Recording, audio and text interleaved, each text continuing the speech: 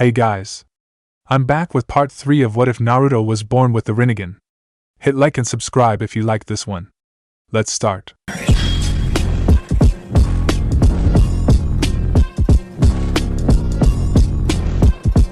Chapter 16, Echoes of Prophecy. The Tenchi Bridge mission loomed just days away, yet Naruto found his thoughts continually drifting to Jiraiya. Every morning since his mentor's departure, he'd awakened with an inexplicable sense of unease that lingered throughout the day. Whether training with his team or eating at Ichiraku's, the feeling remained, a persistent shadow he couldn't dispel. "You're distracted again," Sasuke noted during their sparring session. They stood in training ground 3, the afternoon sun filtering through the trees. "That's the third opening you've given me in 5 minutes, Naruto sighed, lowering his stance. "Sorry. I just can't shake this feeling about Pervy Sage." Sasuke deactivated his Sharingan. "Jiraiya is a Sannin. He can handle himself." "I know that logically," Naruto replied, his Rinnegan gleaming in the dappled sunlight. "But something feels wrong." Sakura approached from where she'd been practicing medical ninjutsu nearby. "The Rinnegan is connected to perception beyond the physical realm, according to the scrolls I've been studying. Maybe you're sensing something we can't, or maybe you're just worried about someone important to you," Sasuke added pragmatically. "Not everything needs a mystical explanation." Before Naruto could respond, a messenger hawk circled overhead, diving toward them with purpose. Sakura extended her arm, allowing the bird to land, and carefully removed the small scroll attached to its leg. "Team meeting," she announced after scanning the message. "Lady Tsunade wants us at the Hokage Tower immediately." They arrived to find Tsunade standing at the window, hands clasped behind her back as she gazed over the village. Captain Yamato, assigned as Kakashi's temporary replacement, while he recovered from chakra exhaustion, stood nearby, his expression grave. "Good you're here," Tsunade said, turning to face them. "I've received intelligence suggesting the Tenchi Bridge meeting might be more significant than we initially believed." "How so?" Naruto questioned. "Our sources indicate Orochimaru himself may attend," Yamato explained. "Not just his subordinate." Sasuke's expression darkened at the mention of his former mentor. "That changes the mission parameters completely." "Precisely," Tsunade agreed. "Which is why I'm adjusting your team composition. Sasuke, you'll join Team Kakashi for this mission under Captain Yamato's leadership." "What about Kakashi-sensei?" Sakura asked. "Still recovering," Tsunade replied. "This can't wait. You leave tomorrow at dawn." As they discussed mission details, Naruto felt a sudden, stabbing pain behind his eyes. The Hokage's office faded momentarily, replaced by a fleeting image, Jiraiya, surrounded by rain, facing 6 figures with familiar, concentric ringed eyes. The vision vanished as quickly as it had appeared, leaving Naruto gasping. "Naruto?" Tsunade's concerned voice brought him back to the present. "What happened?" I saw Pervy Sage," he managed, steadying himself against the desk. "Fighting in the rain against multiple opponents. They all had the Rinnegan." A heavy silence fell over the room. "Was it a vision or a memory?" Yamato asked carefully. "I don't know," Naruto admitted. "It felt immediate. Like it was happening now." Tsunade's expression hardened. "Jiraiya knew the risks of infiltrating Amigakure. He specifically ordered no backup, said it would compromise his cover. We can't just leave him if he's in danger," Naruto protested. "We won't," Tsunade assured him, though her voice was tight with controlled emotion. "But rushing in blindly would only endanger him further. Amigakure's borders are sealed with complex sensor barriers. Even A and B you can't penetrate them undetected. So we do nothing?" Naruto challenged, his Rinnegan flaring with emotion. "No," Tsunade countered firmly. "We proceed strategically. The Tenchi Bridge mission could yield critical intelligence about Orochimaru's connection to Akatsuki. That information might help us understand what Jiraiya is facing." Sasuke, who had been silent, spoke up. "The Uzumaki clan was known for their few ninjutsu expertise. Weren't they involved in creating Konoha's barrier systems?" "Yes," Tsunade confirmed.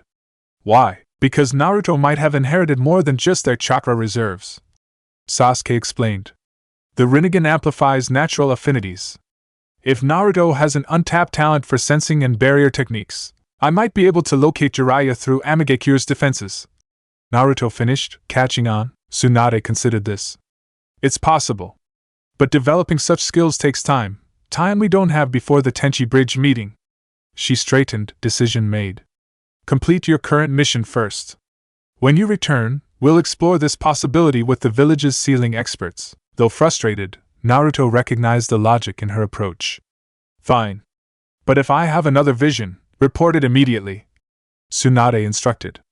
Day or night, as they left the Hokage Tower, Sakura fell into step beside Naruto. You should rest before tomorrow's mission. Using the Rinnegan's perceptive abilities seems to drain you. I'm fine, Naruto insisted, though the lingering headache suggested otherwise. Naruto. Sasuke's tone made him stop and turn. Jiraiya wouldn't want you compromising a mission because you're distracted. Honor his teachings by focusing on what's in front of you. The blunt assessment stung, but Naruto recognized its truth. You're right. I'll be ready tomorrow. That night, Naruto sat cross-legged on his apartment floor, surrounded by scrolls he'd borrowed from the archives, basic texts on Fuinjutsu and barrier techniques. Though most were beyond his current understanding, one concept resonated: chakra resonance. According to the scroll, those with strong spiritual connections could sometimes sense each other across vast distances, particularly in moments of extreme emotion or danger. Closing his eyes, Naruto focused on the unique chakra signature he associated with Jiraiya: warm, expansive, tinged with the natural energy his mentor had mastered through Sage Mode. For hours, he attempted to extend his senses beyond the village, using the Rinnegan's enhanced perception. Just as exhaustion began to overtake him, something flickered at the edge of his awareness, faint but distinctive. Jiraiya's chakra, fluctuating in a pattern that suggested intense combat. Then, abruptly, a surge of pain and resignation? Naruto's eyes snapped open, heart racing. Something was terribly wrong. Dawn found Team Kakashi assembled at the village gates, prepared for departure. Naruto had reported his experience to Tsunade, who'd promised to send discreet inquiries toward Amigekyo while they were gone. It was the best compromise available, though it did little to ease his concern. Everyone ready? Yamato asked, surveying the team. Naruto adjusted his headband, determination overriding his fatigue. Let's go. Their journey to the Tenchi Bridge proceeded swiftly, with minimal conversation. Sasuke remained vigilant for any signs of surveillance, while Sakura kept a close eye on Naruto's condition. By the second day, they'd reached the border of the Land of Fire, making camp in a dense forest several hours from their destination. As Yamato created wooden shelters with his Mokutan, Sasuke approached Naruto, who sat slightly apart from the group. You sensed something before we left, Sasuke stated rather than asked. About Jiraiya, Naruto nodded, seeing no point in denying it. His chakra felt different. Weakening. Sasuke was quiet for a moment. When my clan was killed, I felt each of their deaths like physical blows. The closer the connection, the stronger the sensation. Are you saying? I'm saying prepare yourself. Sasuke interrupted, his voice uncharacteristically gentle. For whatever news awaits when we return to Konoha. Before Naruto could respond, Yamato signaled them to gather around the small fire he'd built. Tomorrow's meeting presents significant risks, the captain stated, unrolling a map of the area. Our priority is identifying the spy within Orochimaru's ranks and extracting whatever intelligence they possess about Akatsuki. And if Orochimaru himself appears? Sakura questioned. We avoid direct confrontation unless absolutely necessary, Yamato answered firmly. This is primarily an intelligence operation. Sasuke's jaw tightened. If Orochimaru is there, he'll recognize me immediately, which is why you'll remain concealed until we determine the situation, Yamato explained. Your knowledge of his techniques and behavior patterns is valuable, but your history complicates matters. The discussion continued late into the evening, covering contingencies and escape routes. When they finally retired to their shelters, Naruto found sleep elusive. Every time he closed his eyes, fragments of visions flickered through his mind: rain-soaked battlefields, strange mechanical bodies with shared vision, and Jiraiya's voice speaking words he couldn't quite grasp. Morning arrived with a thick mist blanketing the forest, providing additional cover as they approached the Tenchi Bridge. Positioning themselves strategically, they watched as a cloaked figure appeared at the center of the bridge precisely at the appointed time. That's Kabuto, Sasuke whispered, recognizing Orochimaru's right-hand man. Something's off about his chakra, Naruto observed, his Rinnegan detecting unusual fluctuations. It's fragmented. Before they could investigate further, another presence materialized at the opposite end of the bridge: Orochimaru himself, his sinister chakra unmistakable even through the mist. This wasn't part of the plan, Sakura murmured. Why would he expose himself? Because he's not here for the meeting, Sasuke realized suddenly. He's hunting the spy. Events unfolded rapidly as Kabuto turned to face Orochimaru. Their conversation was too distant to hear clearly, but the tensions were evident in their postures. When Kabuto suddenly clutched his head in apparent agony, Yamato signaled for them to prepare to intervene. "Wait!" Naruto insisted, his Rinnegan tracking something the others couldn't see. "There's another chakra signature merging with Kabuto's. Something familiar." The transformation happened in an instant. Kabuto's form shifted, one half of his face restructuring into that of another shinobi. "Sasori!" Sakura gasped, recognizing the puppet master's features. "Impossible!" Sasuke objected. "You confirmed his death. A contingency technique," Yamato theorized. "Some portion of his consciousness embedded in Kabuto, perhaps activated when his main body was destroyed." Their speculation was cut short as the confrontation on the bridge escalated into combat. Orochimaru, clearly surprised by Sasori's manifestation, unleashed a barrage of snake techniques. The hybrid Kabuto Sasori countered with a combination of puppet strings and medical ninjutsu, their battle destroying sections of the bridge. "We need that intelligence," Yamato decided. "Sakura and Naruto, engage in attempt to separate Kabuto from Orochimaru. Sasuke, remain in reserve unless absolutely necessary." As they moved to execute the plan, Naruto felt a sudden, overwhelming presence, the same chakra he'd sensed during their battle in Suna. "Captain, stop!" he warned. Akatsuki. His warning came too late as a swirling distortion appeared in the air above the bridge. From it emerged a masked figure in the distinctive black cloak with red clouds, the same one who had extracted the one tail from Gaara. "Well, this is an unexpected gathering," the newcomer commented, his voice playful despite the tension. "Orochimaru-senpai, Sasori's lingering consciousness, and his single visible eye fixed on their position.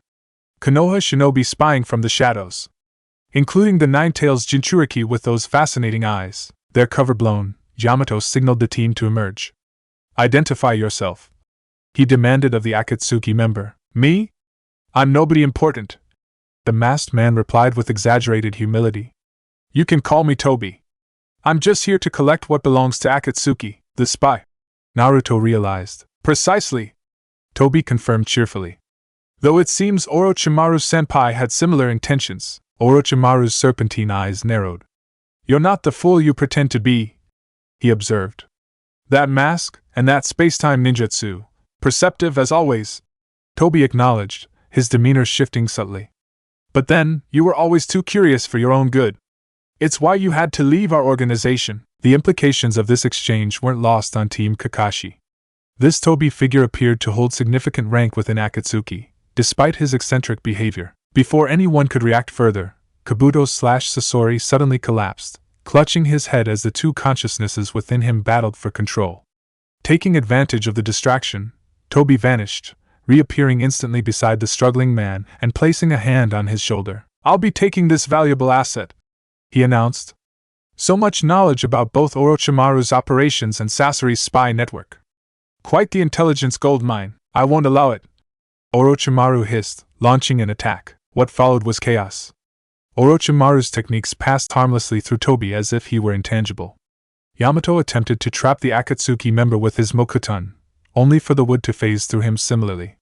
Naruto, analyzing the phenomenon with his Rinnegan, detected a pattern. "He can't remain intangible constantly," Naruto called out.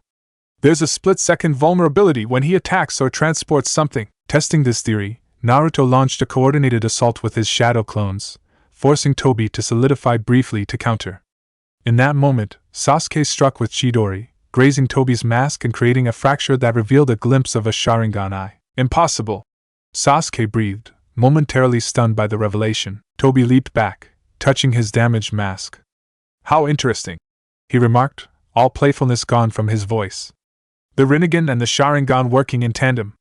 Perhaps fate has a sense of humor after all." With a gesture, he created another spatial distortion, dragging the semi-conscious Kabuto/Sasori into it. "We'll continue this another time, Naruto Uzumaki.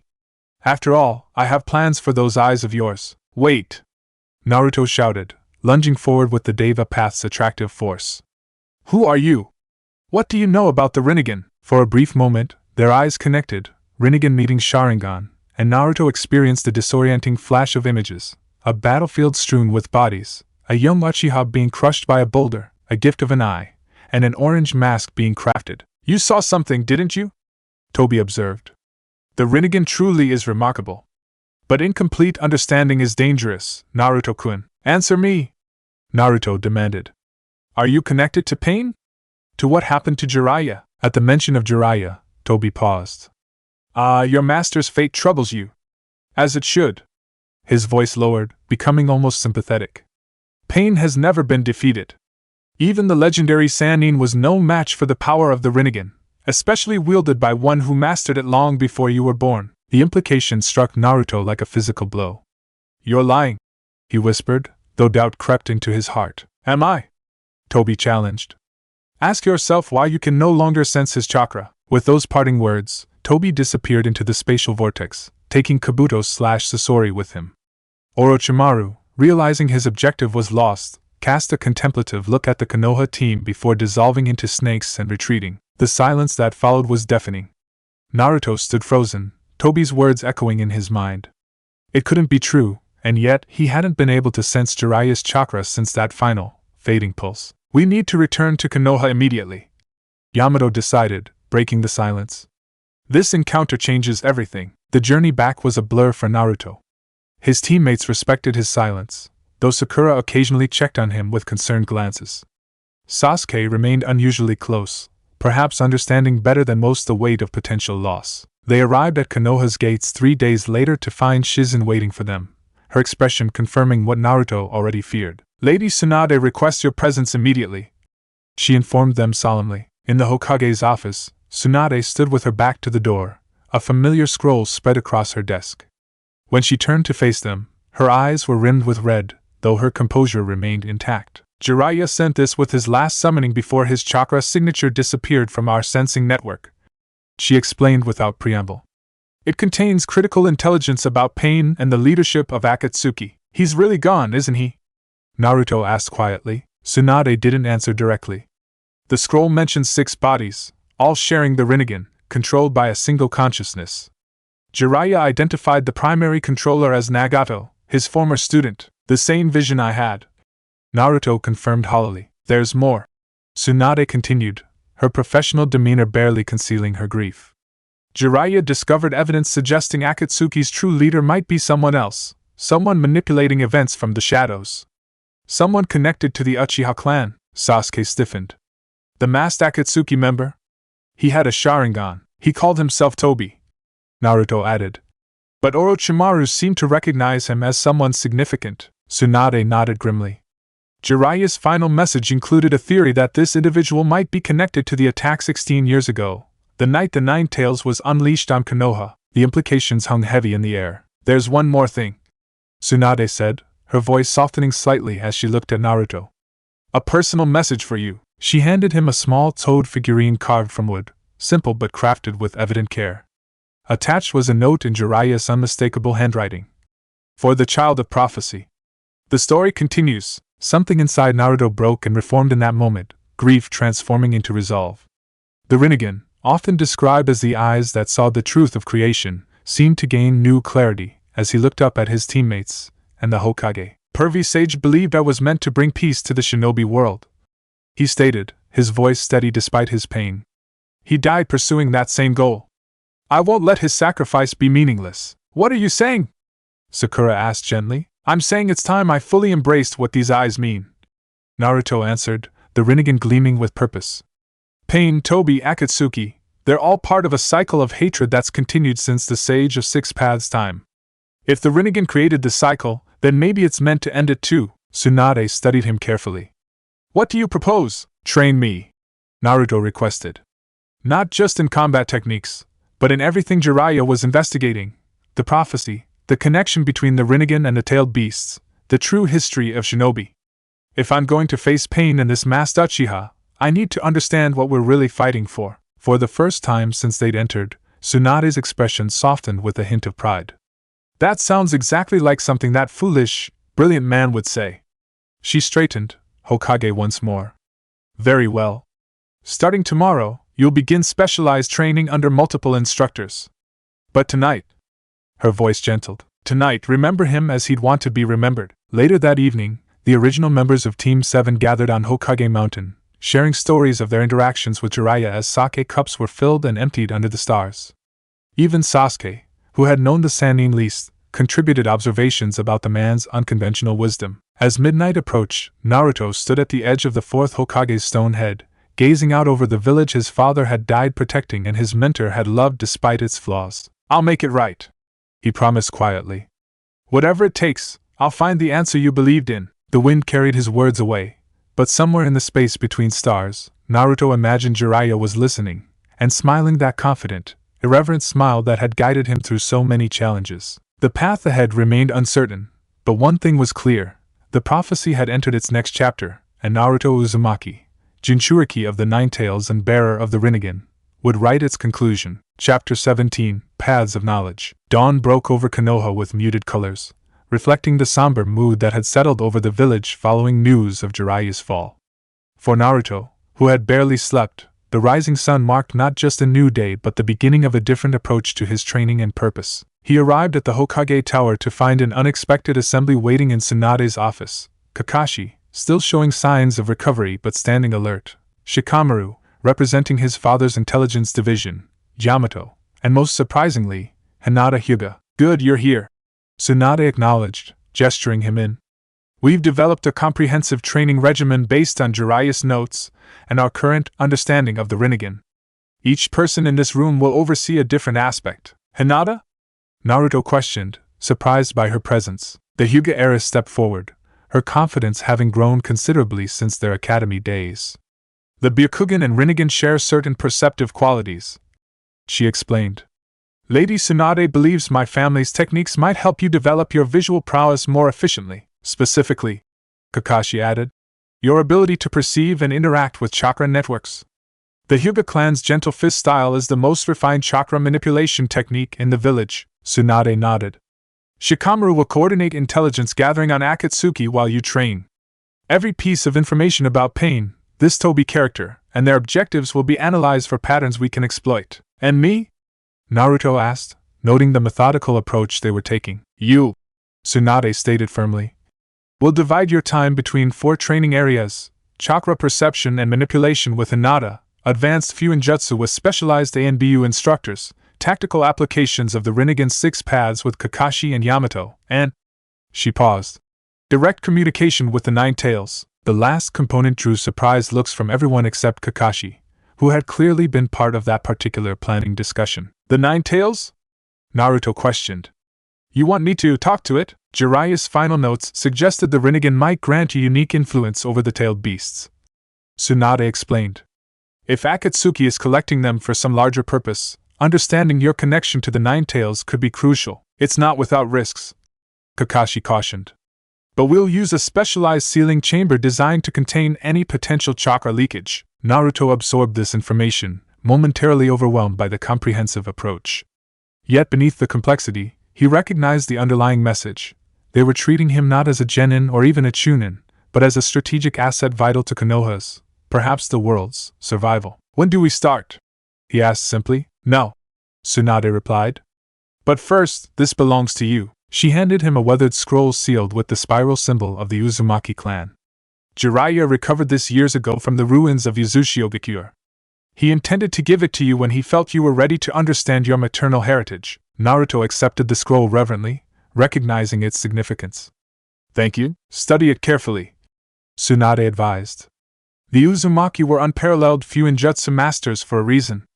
Their techniques might help you manage both the Rinnegan's drain on your chakra and the Nine Tails seal." With arrangements finalized, Naruto's intensive training regime began immediately. Mornings with Hinata focused on chakra perception exercises adapted from Hyuga training methods. Though initially awkward, Hinata's lingering shyness occasionally surfacing when their exercises required physical contact, her technical knowledge proved invaluable. "The key difference between our dojutsu," she explained during their 3rd session, "is that while the Byakugan observes chakra systems passively, the Rinnegan can actively influence them. Try not just seeing my chakra network but reaching for it." Following her guidance, Naruto focused his Rinnegan on the delicate blue pathways flowing beneath Hinata's skin. Unlike the Byakugan's 360-degree vision, his perception was directional but penetrated deeper, sensing not just the flow but the nature of her chakra. "I can feel it," he realized. "Not just see it, actually feel the rhythm of your chakra. That's the foundation of the Preta path," Hinata confirmed. The ability to sense, then absorb chakra. Now try to match your own chakra's frequency to mine, like tuning an instrument. Days turned into weeks as Naruto progressed through each training component.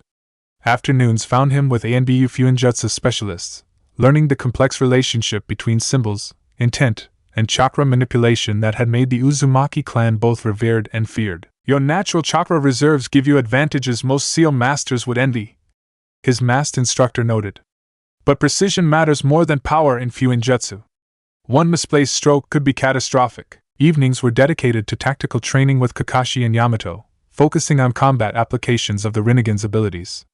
Using training grounds specifically reinforced to withstand gravitational manipulation, they helped Naruto refine his control over each path. The Deva path isn't just about pushing and pulling, Kakashi explained, demonstrating with diagrams. At its highest level, it can create gravitational singularities, localized points where space itself compresses, like a miniature black hole? Naruto questioned, fascinated and alarmed. Theoretical, but yes, Kakashi confirmed. Though using such techniques would require chakra levels that might kill even you. Focus instead on precision rather than scale. Most challenging were the weekly sessions in the sealing chamber beneath ANBU headquarters, where Naruto attempted controlled communication with the Nine Tails. These encounters proved consistently hostile, the fox refusing meaningful dialogue despite the Rinnegan's influence. You think those eyes make you special, boy? The Nine Tails growled during their fourth attempt. The sage himself couldn't control me through will alone. I'm not trying to control you, Naruto countered, standing before the massive gate within his mindscape. I'm trying to understand why Akatsuki wants all the tailed beasts. The fox's laughter rumbled through the chamber. Because fools always seek power beyond their comprehension.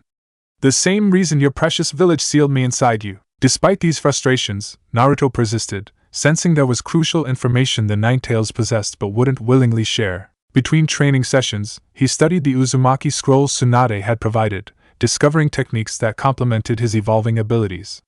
One section particularly caught his attention, a method for creating chakra chains that could bind even-tailed beasts, reportedly used by his mother during the Nine Tails attack. One evening, approximately a month into his training, Naruto found Sasuke waiting outside the sealing chamber after a particularly difficult session with the Nine Tails. Walk with me, the Uchiha requested simply. They made their way to an isolated training ground, either speaking until they reached a small clearing overlooking the village. The Sharingan responds to emotion, Sasuke finally said.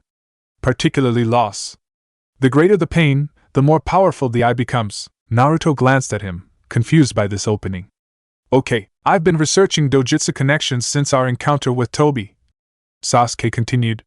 The Rinnegan seems different. It responds to understanding rather than emotion. The more you comprehend about chakra's true nature, the greater your control becomes. Where are you going with this? Naruto asked, though he sensed Sasuke was building towards something important. The masked Akatsuki member, Toby, his Sharingan and the way he recognized your Rinnegan. I think he knows the connection between our dojutsu. A connection the village elders might be aware of but haven't shared. Naruto's interest sharpened. What kind of connection? According to Uchiha records I wasn't supposed to access, Sasuke revealed. It was believed the Rinnegan could evolve from the Sharingan under specific circumstances. Madara Uchiha supposedly achieved this transformation near the end of his life, but I was born with the Rinnegan, Naruto objected. And I have no Uchiha blood. Exactly, Sasuke nodded. Which contradicts everything the clan believed about dojutsu inheritance. Unless what? Sasuke's expression grew contemplative. Unless the key isn't bloodline but chakra composition. The Sage of Six Paths had two sons, Indra and Ashura. Their chakra supposedly reincarnated through various bloodlines over centuries, the Uchiha and Senju, Naruto recalled from his recent studies, and by extension the Uzumaki, Sasuke confirmed. What if your Rinnegan awakened because you, uniquely, possess aspects of both chakra types?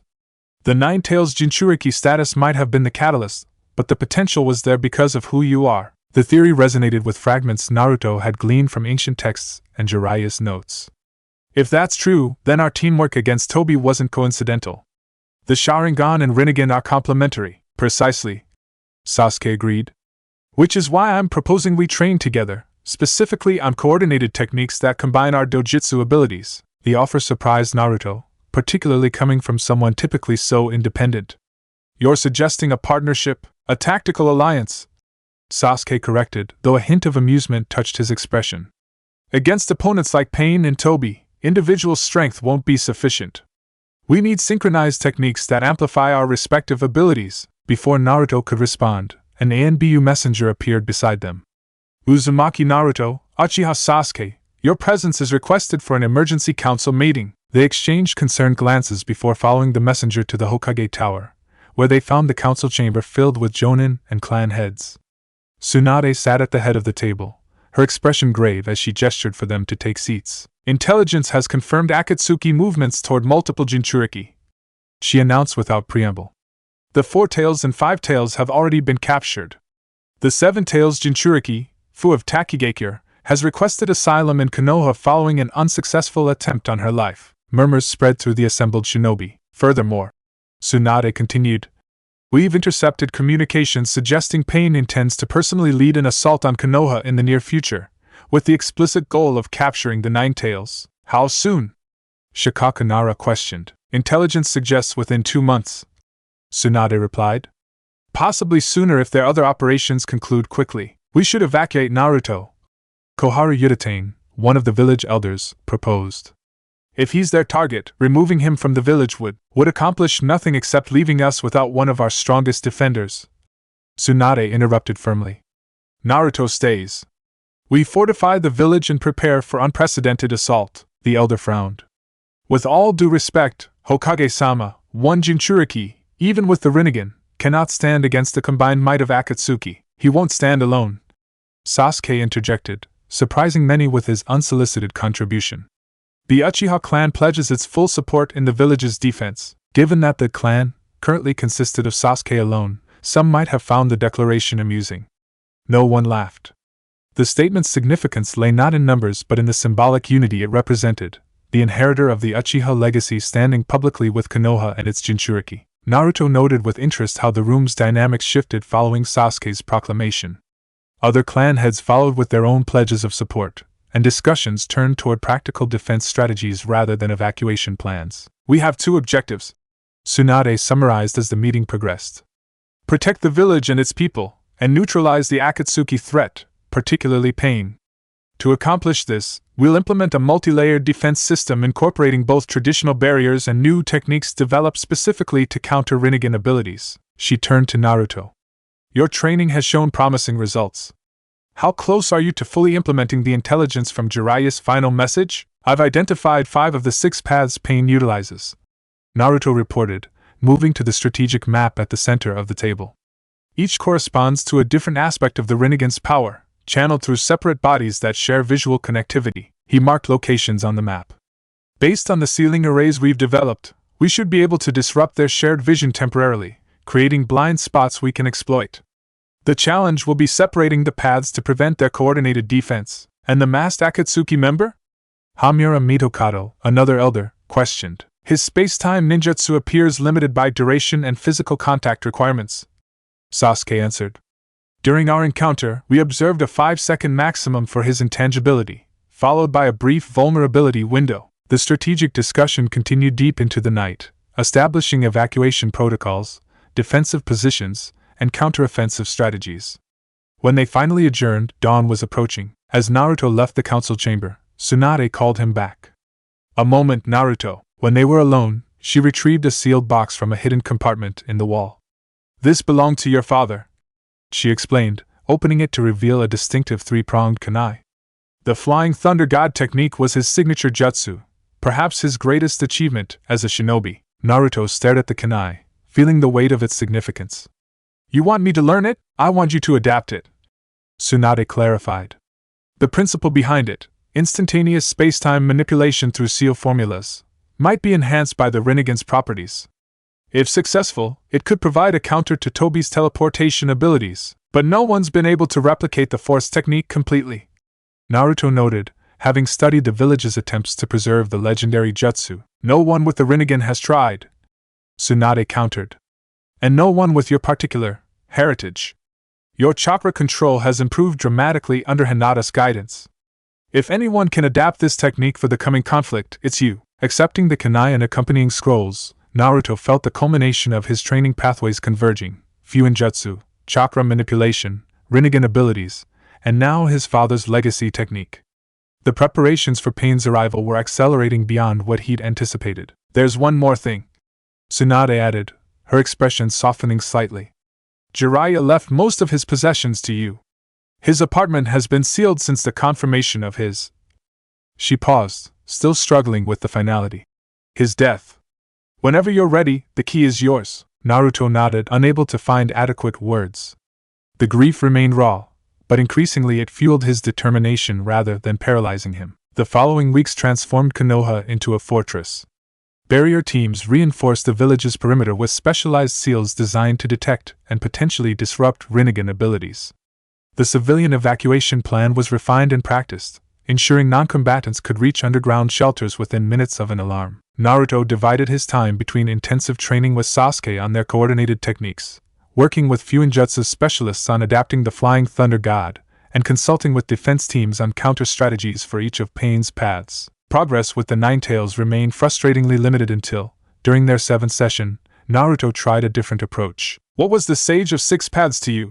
he asked directly, after their usual hostile exchange had subsided. The question seemed to catch the fox off guard. "What game are you playing now, boy?" "No game," Naruto replied calmly. "Jiraiya died trying to understand the connection between the Rinnegan, the tailed beasts, and Akatsuki's plans. If these eyes came from the sage, and you knew him, then you have insights no one else can provide." The Ninetales studied him silently for a long moment, its massive red eyes narrowing. "The sage was different," it finally admitted.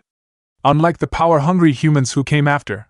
He understood that chakra was meant to connect, not divide." "Connect how?" Naruto pressed, sensing a rare opening. "All chakra originally came from a single source," the Ninetales revealed reluctantly. "The Ten-Tails, a being of such power that its mere existence threatened the world.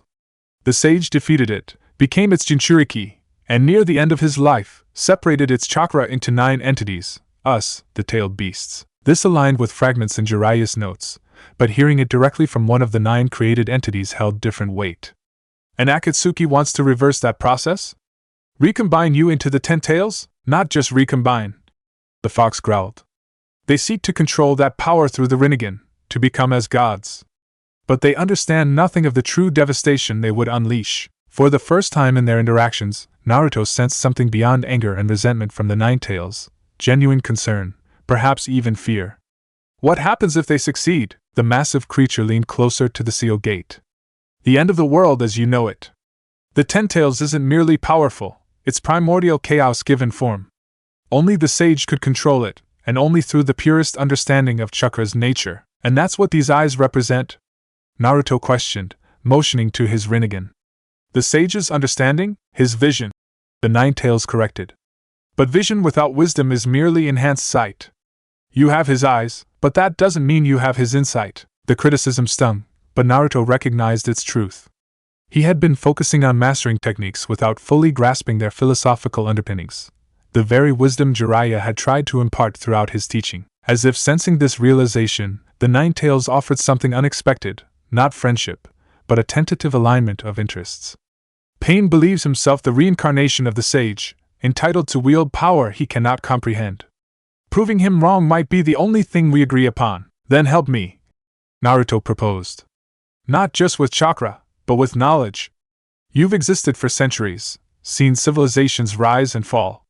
What weaknesses does the Rinnegan have that I might not recognize?" "Interesting," the fox mused. "You're the first Jinchuriki to ask what you can learn from me rather than take from me." After a contemplative silence, it continued. "The Rinnegan's greatest strength is also its vulnerability, its interconnected vision. When multiple bodies share sight, they create a chakra network that can be traced and potentially disrupted. The user must maintain constant chakra flow between all paths." This insight aligned with Naruto's developing countermeasures but added crucial details about the network's nature. Before he could press further, however, their time expired, and the sealing chamber's jutsu pulled him back to physical consciousness. Outside, he found Hinata waiting with unexpected news. "The Seven-Tails Jinchuriki has arrived," she informed him. "Lady Tsunade thought you might want to meet her." They made their way to a secure compound where a young woman with mint-green hair sat in a garden, seemingly communing with insects that gathered around her. "Fu of Takigakure," Hinata introduced softly. "She escaped an Akatsuki ambush 3 days ago," Sensing their approach, Fu looked up, her orange eyes widening at the sight of Naruto's Rinnegan. So it's true, she remarked, standing. The 9 tails Jinchuriki really does have the sage's eyes, and you carry the 7 tails, Naruto acknowledged. Komiai, right? Fu's surprise was evident. You know my tailed beast's name? I've been studying the history of all 9. Naruto explained, approaching carefully. The insects surrounding Fu seemed to vibrate with protective energy. Though my own tenant isn't as forthcoming with its name, this drew a small smile from Fu. Komiai is unusually friendly for a tailed beast. We have an understanding. Which is why I knew to flee when Akatsuki approached. Her expression darkened. The 2 who came for me, a man who seemed to be made of stitches, and another with a scythe, they were unlike any shinobi I've encountered, Kakuza and Haiden. Naruto identified from intelligence reports. Both reportedly immortal through different methods. Immortal or not, they're persistent, Fu confirmed. I only escaped because Komiai's scales create a fine powder that temporarily blinded them. She studied Naruto curiously. Is it true what they say? That you were born with those eyes? Yes, Naruto confirmed. Though I'm still learning their full capabilities, then we have something in common, Fu noted with unexpected warmth. Outsiders trying to master powers we didn't ask for. She gestured to the insects around her. Komiai's influence gives me unusual affinity with insects, beautiful, but it made others in my village uncomfortable. They called me the freak girl growing up. Naruto felt immediate kinship with her experience. I know exactly what that's like. Their conversation continued well into the afternoon, sharing experiences as Jinchuriki and comparing notes on their respective tailed beasts. When Naruto explained Akatsuki's suspected goal of reforming the 10 tails, Fu grew solemn. Komiai has mentioned legends of their original form, she confirmed. It terrifies even the tailed beasts themselves, which is why we need to work together, Naruto proposed. Not just Konoha defending itself, but all Jinchuriki coordinating against Akatsuki. A nice idea, Fu acknowledged. But practically challenging. Most of us live as weapons for our villages, not allies with agency. That's exactly what needs to change, Naruto insisted. The cycle of using tailed beasts as military assets is part of what perpetuates the conflicts Akatsuki is exploiting. Their discussion was interrupted by Shikamaru's arrival. Sorry to interrupt, he began without preamble. But we've detected unusual weather patterns approaching from the direction of Amigakure. It's beginning to rain along the northern border, rain containing trace chakra signatures. Naruto and Fu exchanged alarmed glances. How long? Naruto asked tersely. Intelligence estimates 3 days maximum before they reach the village, Shikamaru reported. Lady Tsunade has called for final defense preparations to begin immediately. As they hurried toward the Hokage Tower, Naruto felt a strange confluence of emotions, dread and anticipation, grief and resolve. The confrontation Jiraiya had sacrificed himself to prepare them for was approaching faster than anyone had predicted. That night, after emergency council meetings and defense reinforcements, Naruto finally visited Jiraiya's apartment. The key Tsunade had provided opened not just a physical door but a portal into his mentor's private world. Bookshelves overflowing with research materials, manuscript drafts scattered across a writing desk, and walls covered with maps marked with Akatsuki sightings. On the central table lay a sealed envelope with Naruto's name written in Jiraiya's distinctive hand. Inside was a letter dated just before his departure for Amigakure. Naruto, if you're reading this, then my infiltration didn't go quite as planned. Don't waste time with regrets. Either of us has ever been one for dwelling on what can't be changed. What matters now is what you do with the knowledge I've gathered. The Rinnegan you possess is both blessing and target. Akatsuki seeks those eyes not just for their power but for their symbolic legitimacy.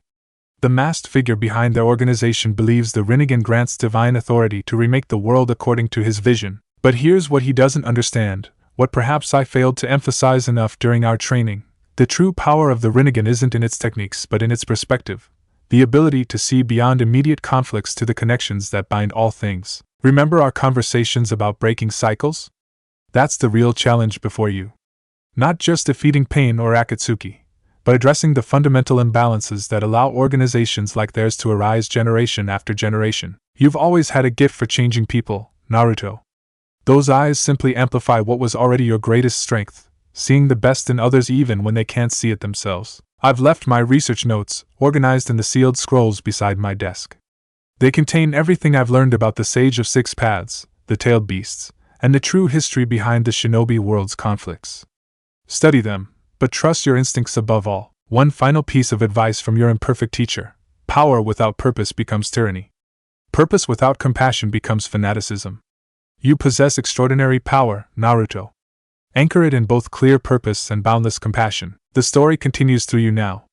Make it one worth telling. Jiraiya. Naruto read the letter 3 times, each reading revealing new layers of meaning. Then, with renewed purpose, he turned to the research scrolls and began absorbing the knowledge his mentor had sacrificed everything to compile. Dawn found him still immersed in Jiraiya's notes, surrounded by open scrolls and diagrams. Among them, he discovered something unexpected: detailed analysis of the Flying Thunder God technique, including theoretical modifications incorporating principles from Uzumaki's sealing methods. Jiraiya had been laying groundwork for this confrontation far longer than anyone realized. The question now was whether Naruto could synthesize this knowledge in time to face what approached with the rain, his greatest challenge yet, and the true test of both his Rinnegan's power and his own understanding of what those eyes represented. As the first drops of Pain's chakra-infused rain began falling on Konoha's outer boundaries, Naruto made his preparations. The stage was set for a confrontation that would determine not just his fate or the village's, but potentially the future of the shinobi world itself.